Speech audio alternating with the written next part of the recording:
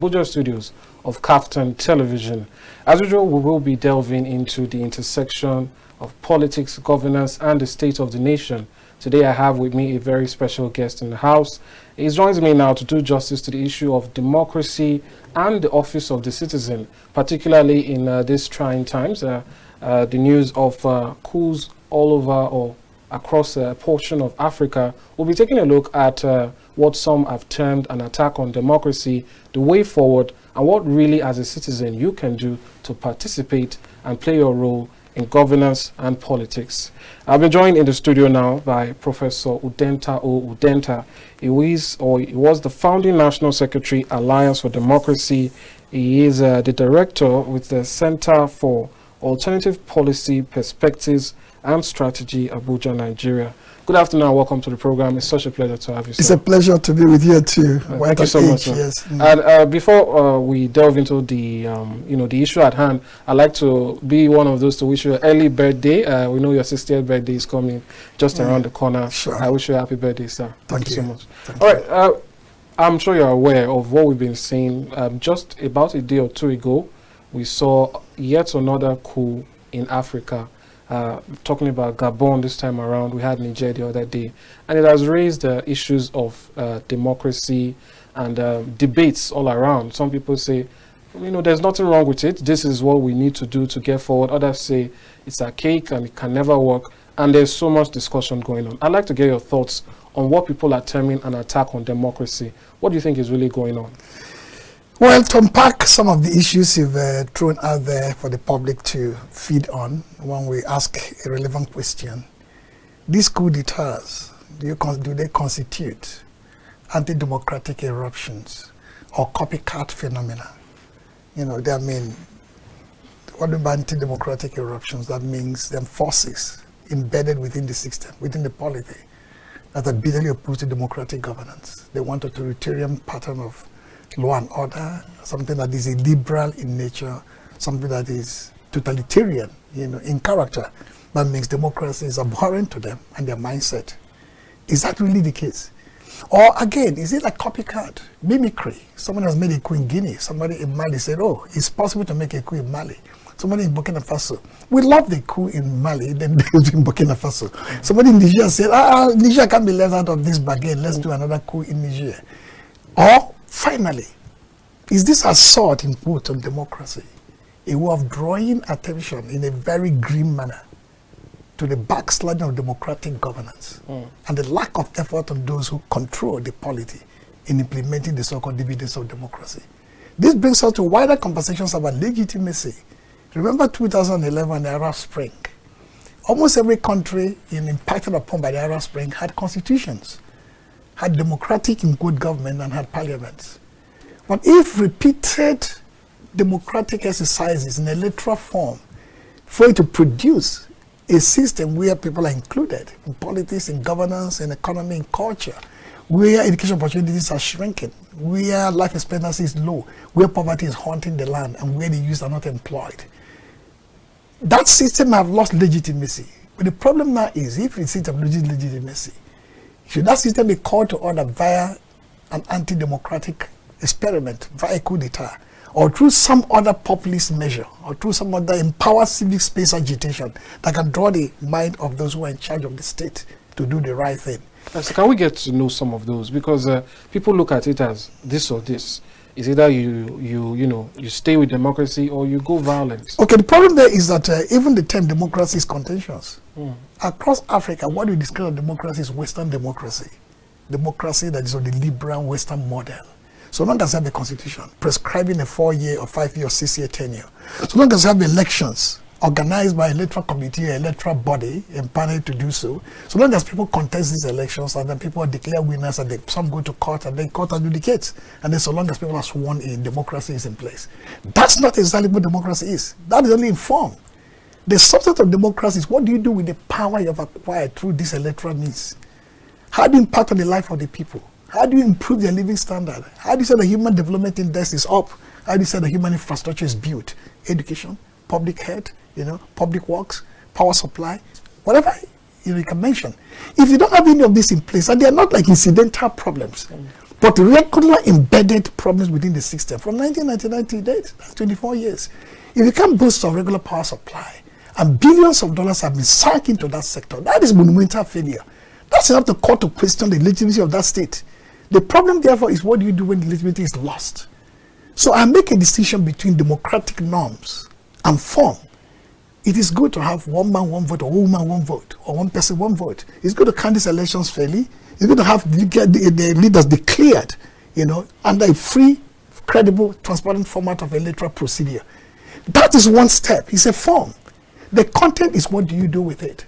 If in Mali people feel over time the government is not doing what they ought to do, how do you hold the government responsible and accountable? You can do so through populist pressure, through agitations, petitions, protests, and so on. You can do that through some measure of intervention by the National Assembly, by the people, compelling them to maybe sit up and do better. It could be through recall or referendum, whatever the case may be, within that set of democratic, procedures. But some people begin to lose hope. Every election doesn't produce a better outcome. Rather, there is a growing angst, a growing sense of despondency and disillusionment. So the military, not fit to govern, we all should admit it. I was a victim of military dictatorship. I suffered detention systems under Jansani Abacha, agitating for the return of democracy. And as we read out, there was a founding secretary for Alliance for Democracy. One of the three parties constitutionally recommended to midwife the 1999 transition. That means my own fake contribution to building democracy in Nigeria. But 24 years later, if I look back, we like to say that the struggle of heroes like us, who suffered some death, some suffered exile, this sense of suffering, sense of angst, sense of pain, are justified by the way and where Nigeria is today. I'm not giving hope on democracy in quote, but at the same time, the rulers of the day must understand that the people's patience is running thin. And democracy can be measured by the form or the elements that it is composed of. It must be measured by practical implementation of laudable programs and policies and projects that impact on the life of the people. If you fail to do so, in pre-1999, the military seems to be the order of the day across most swath of territories in Africa. Post-1999 Nigeria, we now have what is called security sector transformation. How do we subordinate the armed forces and the security agencies and security and organizations to democratic control? How do we let the military understand that their place is to maintain law and order outside in terms of territorial destruction of the country, and the police internal order? How do we expect them to be responsible and responsive to democratic governance? They've done so remarkably well as part of what has gone on in the country.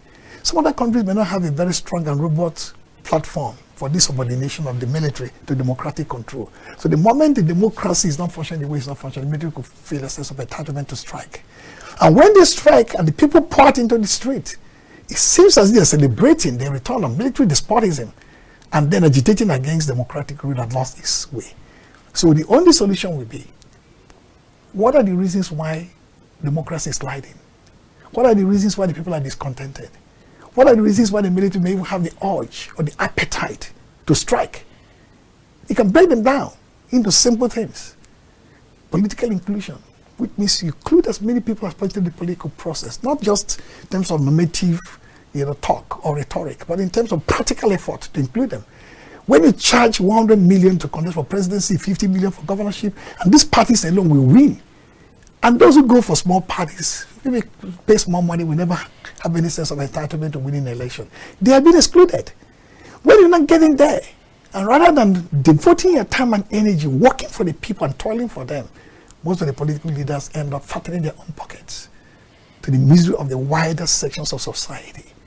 When you see that the education is simply backsliding, that health is backsliding, security is backsliding, human capital is backsliding, human security is backsliding, what do you have to hold on to say democracy is working? It's not working because there's a parliament and a constitution.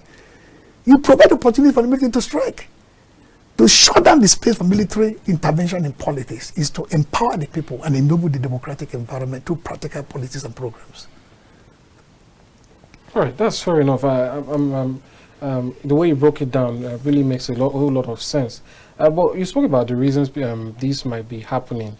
But let's talk about citizens now. People like to put it side by side. Citizens in countries like where military rule is already enforced, they say, you've even already described it, the sacrifices you had to make while under military rule. It's not as easy to air your discontent or your protest. You know, you could lose your life just for doing that. Absolutely. Yes. So the issue now is, I don't know if you can help us out. In those kinds of society, is there no more hope of return to democracy? And then for us here, how do you think we should maximize the power of the citizen? It used to be said that the office of the citizen, when used properly, is the highest in the land, or has the most power, because when we come together, there's no government that is as numerically as much as the people themselves. So how should people start to use that power that they have as citizens in both climes? The climes where it's a military rule and the climes where we still have some semblance of democracy. Okay, now the way you look at it is a very simple way. For citizens in countries where there's democratic backsliding, maybe Guinea, Burkina Faso, Mali, Niger, if that one endures, and potentially Gabon. What they're celebrating is not a return to civil, not a return to military despotic governance. They're celebrating the exit of an awful, to be forgotten, or to be damned caricature of democracy in the mood of maybe civilian dictatorship. They don't want the military to be part of their governance space for a very long time. But they're very elated that the sign and symbol, or the picture and image of the failure, of anger, of pain, is gone. So that's why the military, when they come to power in such countries, do not plan to stay for too long. It's almost like a roulette, a game of chess. 1 year, 2 years, short transition. They groom another set of political leaders. Those don't come in there. They didn't learn the harsh lesson of the fate of the previous president or previous government. And they continue for another 4, 5, 6, 7 years again. And the tension builds and contradictions multiply. And the people's anger begins to now boil out of control. And the military steps in again. So it's a never-ending cycle. So I want to distinguish between the anger of the people against the so-called democratic rule that will make them welcome, in quote, military adventure in power. Again, the theory of the military to stay in a very short form, short term, and then return power, in quote, back again to democracy. This repetitive pattern of absurd history must come to an end in Africa. That means even if in countries where there's authoritarian military, despotism in place, and democracy returns, you have to return again through what you suggested, an empowered civic space to say, okay, this past government, the civilian government, not the democratic government, but the civilian government. Nothing democratic about it, not in terms of governance model, not in terms of the way it operated, not in terms of the empowerment of the people. But now that it's gone, we don't want you to repeat the same mistakes. That means we hold you accountable and hold you responsible for a quick, short, sharp return back to democracy. And this time, we are going to make sure that the citizens must be resolute and must be empowered enough to ensure that the new set of democratic leaders or civilian leaders do not behave as the old. In countries like Nigeria, where we still have sustainable democracy being sustained or civil rule being sustained, I have a thesis which I derive, partially from Chinua Achebe, the well-known novelist and humanist, in Hour of God, where he talked about Ezulu, the chief priest of Ulu of Elmaro, telling his friend, if a disease visits a community, you look for an animal whose blood matches the potency of the disease. That's why when you do ritual ceremonies, you use a fowl. That's a chicken. If it's strong, you use that of a ram. If it's big, you use a bull. Sometimes in ancient past, they even use human. So it's some with a system in terms of maladies requiring therapeutics. How do you solve this malady? Where would the people come in this intersection of politics, power, and governance? Through power representation. The first arm of government is the legislature. People don't seem to understand. And the most important, second one, is the executive. You have to make a law to execute the law before the court will then interpret the law. Hold the people you elected accountable.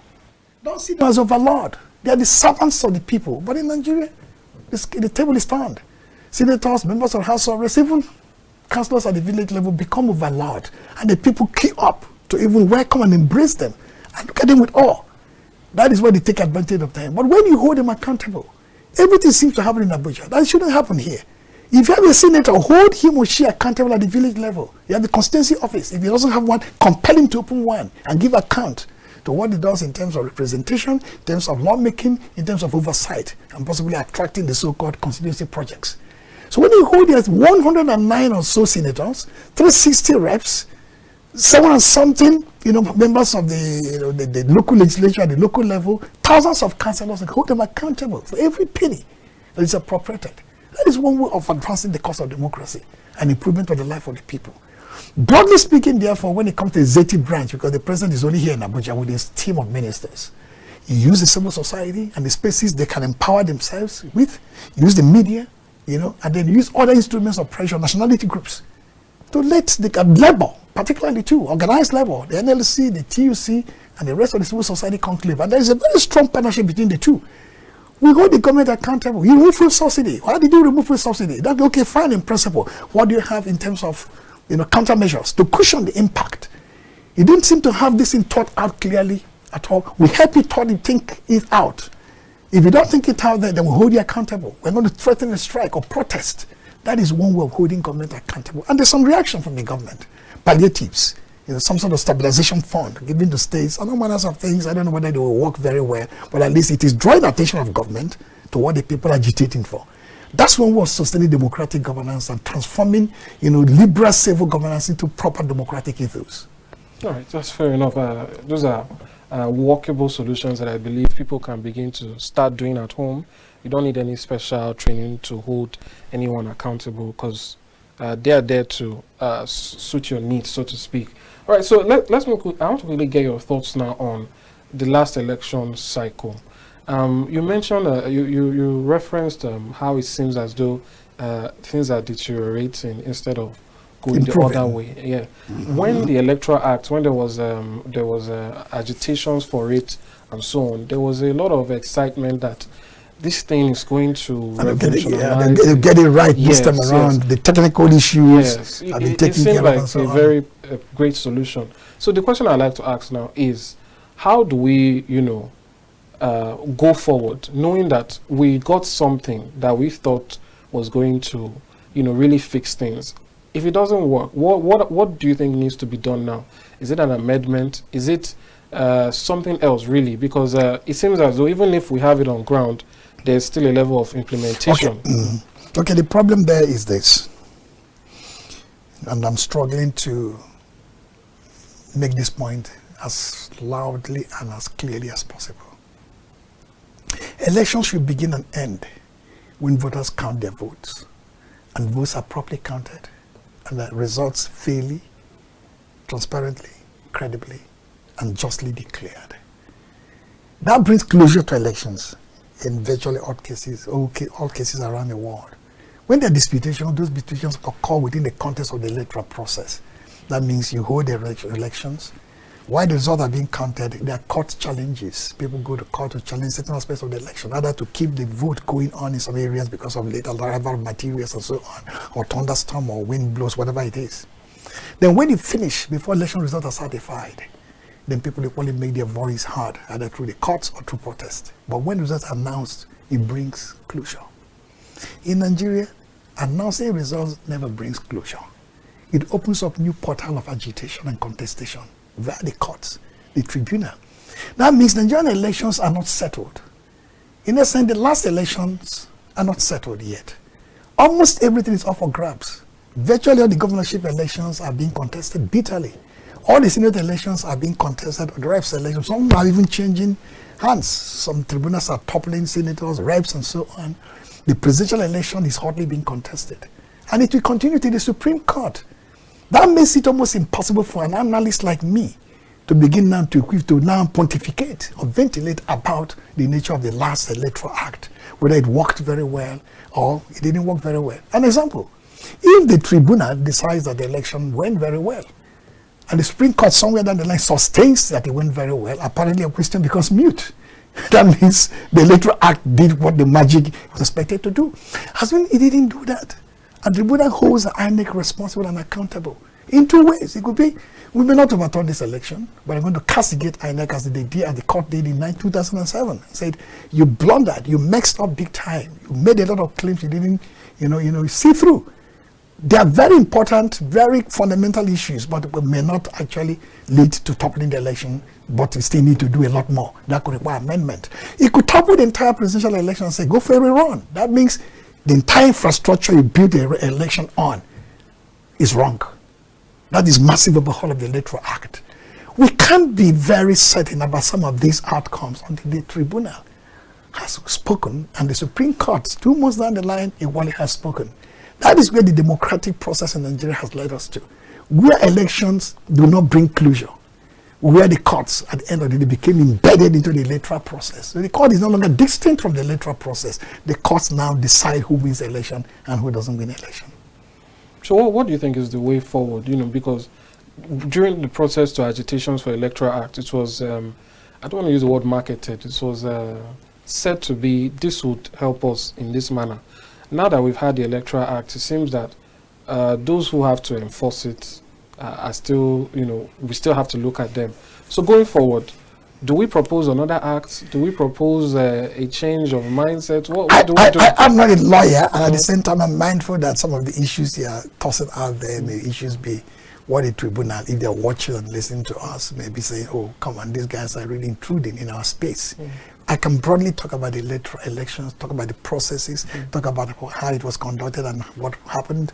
But I may be very, you know, it may be concerning for me to dwell into the technical details. I can only give one, you know, example at that technical level. If there's any form of ambiguity, and sometimes these ambiguities are deliberately inserted to create commotion down the line. Sometimes innocent ambiguities, which means not intended. 2 examples of these ambiguities may well be FCT and 25%. And you don't know what it is. But it's ambiguous.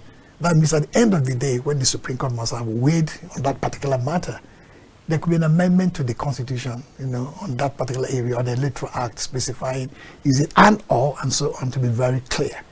The issue again of transmission of this result again is another area of ambiguity. If you give impression that there could be other formats of doing certain things, including this specific format, then it gives somebody, you know, maybe some mischievous opportunity to intervene in a lex glorious way and fashion and manner that is very anti-democratic and unprogressive. But if you tighten the screws on such provisions, there may not be any wiggle room for anybody to say, I can do this way or do it that way. So ambiguities may rather be implanted there as innocent decisions by those who frame the law or textualize it. Ambiguities may only be deliberate insertions in order to confuse people and then manipulate the system. That is how as much specific I can go, you know, given the circumstances of the time, and the tribunal may weigh with their decision anytime soon. All right, that's fair enough. Another thing people say is that Nigeria is just about 60 years, and that we shouldn't be comparing our democracy with advanced democracies. Do you think it's a matter of time that if we continue on the path, especially with what the things you've described, that eventually we'll get to that level? I don't know. In the past, people I used to have that kind of mindset. When I talked about when Bill Clinton came 2001 or thereabout, he was about leaving as a president, or was he a former president then already, to address the joint session of the National Assembly, and he talked about the grave implications of democracy. That is not easy. It's a difficult thing you guys have gotten yourselves involved with. So it takes time, it takes painful effort, it takes perseverance, patience to work. And sometimes you lose 4 steps when you take only 1 step. But if you stay at it, you will, you know, move forward. And I have another analogy of, you know, having a Volkswagen engine, you know, this Volkswagen Beetle, and then dressing in Ferrari body like a Formula 1 and say, go win the Formula 1 race. The body is Formula 1, Ferrari say, why is not doing very well, sluggish, but the engine is a Beetle engine. That's the kind of democracy you have here. But at the same time now, I look back and said, okay, look at technology. If you look at inventions, electricity, telephone, you know, telegram and all manners of stuff, some will take like 20, 25, 40 years for the transition from one to the other. But then look at in the past 30 years with the invention of the internet, some changes occur within 1 second. And I mean literally 1 second, not even 1 minute, to AI now and robotics and Internet of Things. So it's with the speed of light, even subsonic speed, that things are transforming. And knowledge is transforming with information. So if it took America and other countries 200 odd years to come to where they are, oh, Nigeria needs 200 years to come to where they are. No. If you took them 200 years, it may take you 10 years because of advantage of technology, information at their disposal, and a whole lot of inventions that are occurring before our eyes. That's not a luxury for you to say, we need all the time in the world, we can get it right. Surely you should get it right now. And when the signs are there, they're not getting it right. We shouldn't praise those dangerous, terrible signs to say, oh, they will come and go. Tomorrow will be better than, today. And finally, look at the ancient wisdom, find in epistemology in most Nigerian societies, African societies, in the form of a proverb. In Igbo, say, you take your eyes and know the corn and cob that is going to be ripe or is already ripened. So you don't need to just go and touch it or pinch it to know that it's ripe. A democratic process that is going to produce good result, we know by watching and seeing it. That which if you give it 200 years will not achieve anything, we know for sure. This our system is in dire need of overhaul, in dire need of some reconceptualization, some redesign at the level of facts, articulation of what the ontological foundations of the Nigerian state are. And then who can begin to do this? What you say the power of the citizens or the government of the citizens, that's where you have to begin at that level too. Citizens conversation, doing media, these kind of media interventions, by use of public intellectuals like us, strategists and thinkers, and then the broad mass of the people, aligning to this new idea that something has to change, has to give way.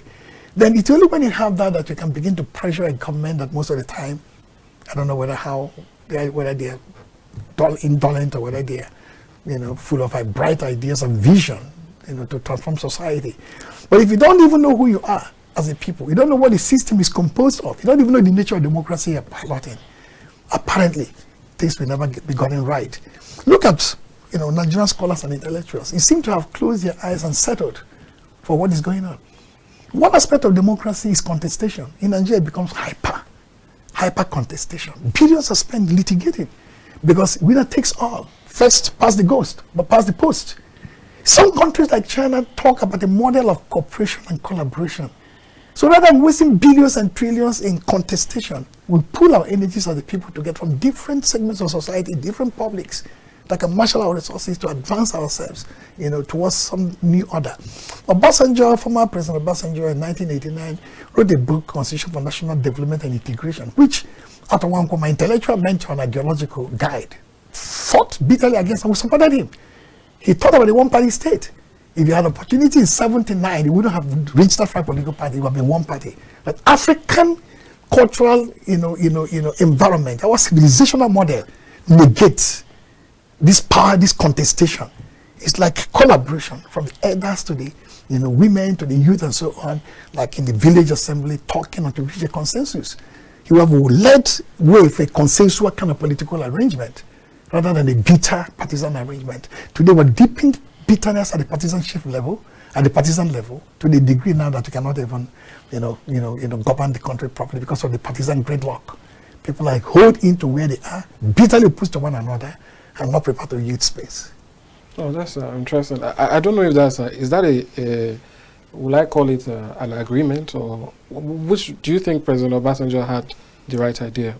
I wouldn't know. I would say that sometimes you have to put this into practice. The point I'm making is that when you embrace Western democracy or democratic model, liberal democracy or democracy, you universalize a particular phenomenon.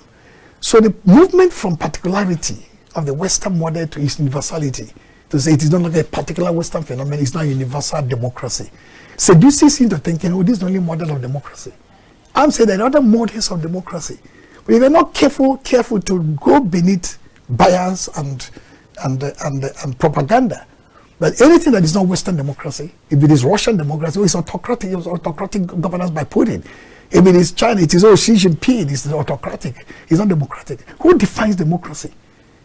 It's by the people where you practice democracy in their space. So we must begin to push back, and have to begin at the level of intellect.